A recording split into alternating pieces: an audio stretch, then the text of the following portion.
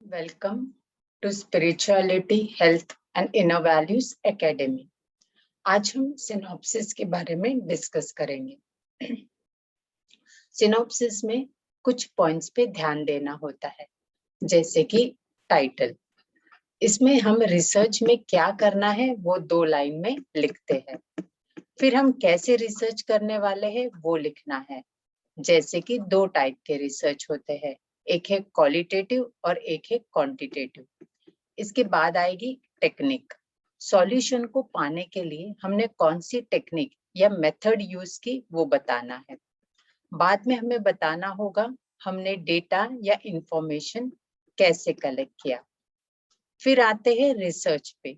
यहाँ पर हम पहले छोटे ग्रुप यानी कि 50 से 60 लोगों पर कैसे स्टडी की वो बताएंगे, जिसे पायलट या सैंपल रिसर्च भी बोला जाता है। पायलट रिसर्च के बाद आएगा मेन रिसर्च। यहाँ पर हम बताएंगे कैसे हमने बड़े ग्रुप यानी कि 1000 से 5000 लोगों पर कैसे स्टडी किया, कैसे डेटा कलेक्ट किया और कैसे एनालाइज किया। लास्ट होगा रिजल्ट या कंक्लूजन। यहाँ पर हम बताएंगे कि हमने इस रिसर्च से कितने और कौन से ग्रुप को फायदा दिलाया, वो फायदा हुआ या नहीं हुआ। अब इन्हीं पॉइंट्स को डिटेल में एक्सप्लेन करते हैं। शुरुआत करते हैं टाइटल से। यहाँ पर हम प्रॉब्लम पर सॉल्यूशन ढूंढेंगे, जिसको क्वांटिटेटिव रिसर्च भी कह सकते हैं, या तो किसी सिचुएशन को एनालाइज करेंगे, जिसको क्वालिटेटिव रिसर्च कह सकते हैं। क्वांटिटेटिव रिसर्च जिसमें कुछ युक्तियां बताएंगे, एग्जाम्पल राजयोग पर स्टडी करना और उसे बीमारी को ठीक करने में प्रयोग करना और यह बताना किन लोगों पर इसका फायदा हो सकता है। क्वालिटेटिव में हम कोई सिचुएशन को समझने और समझाने के लिए स्टडी करेंगे। फिर हमें प्रॉब्लम और उसके सॉल्यूशन को एक्सप्लेन करना होगा, जैसे कि राजयोग का एग्जाम्पल। तो राजयोग को अप्लाई करने के लिए 8 स्टेप्स है, तो उन स्टेप्स को एक्सप्लेन करना है। दूसरा एग्जाम्पल है एडल्ट्स में एंजाइटी है, तो एंजाइटी को ठीक करने के लिए हिप्नोथेरेपी यूज करते हैं, तो हिप्नोथेरेपी को के स्टेप्स को लिखना है।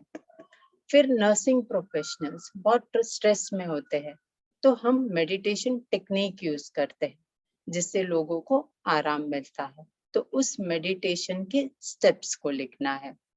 तो यहाँ पे हिप्नोथेरेपी या मेडिटेशन ये हमारे सॉल्यूशन या टेक्निक हुआ, और इस टेक्निक या सॉल्यूशन के स्टेप्स को एक्सप्लेन करना होगा।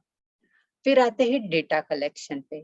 यहाँ पर हम प्रॉब्लम, सॉल्यूशन, टेक्निक और सिचुएशन को मेजर करने के लिए एक स्टैंडर्ड फॉर्मेट में क्वेश्चंस डिजाइन करेंगे डेटा कलेक्शन के लिए।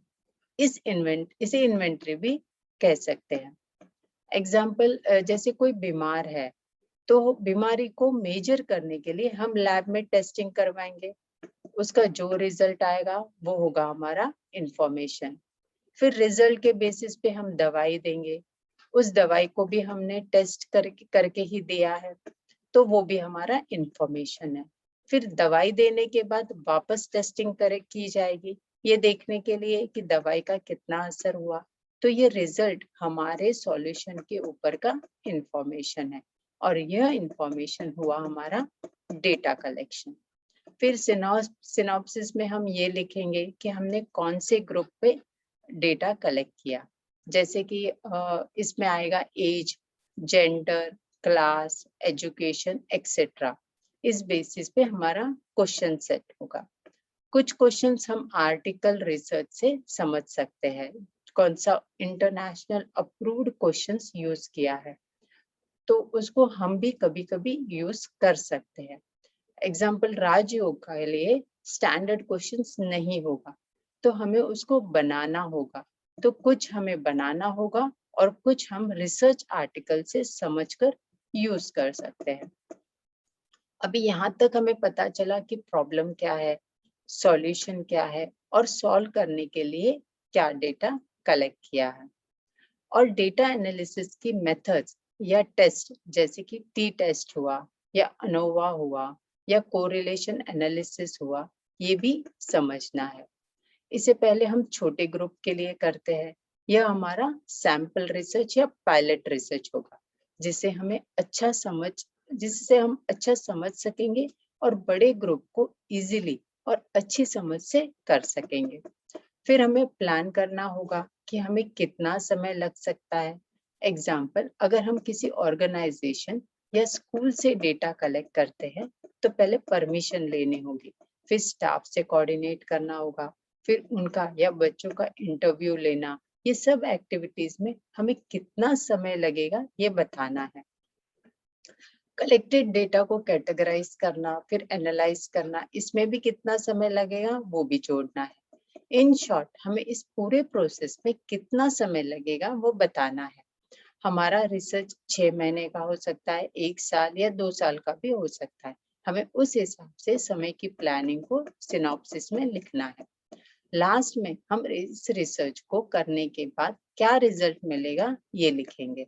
एग्जाम्पल, जैसे हमने राजयोग यूज किया डिप्रेशन को ठीक करने के लिए, तो रिजल्ट में किसी का हाँ हो सकती है, किसी की ना हो सकती है। किसी को ठीक हो सकता है, किसी को ठीक नहीं भी हो सकता है। इस चारों जवाब को हमें लास्ट में ही पता चलेगा। तो इस आंसर्स के बेसिस पे हम कंक्लूड करेंगे कि राजयोग से डिप्रेशन ठीक होगा या तो डिप्रेशन ठीक नहीं होगा। तो रिजल्ट में या तो हाँ या ना हो सकती है। तो यही हमें कंक्लूजन में लिखना है। धन्यवाद।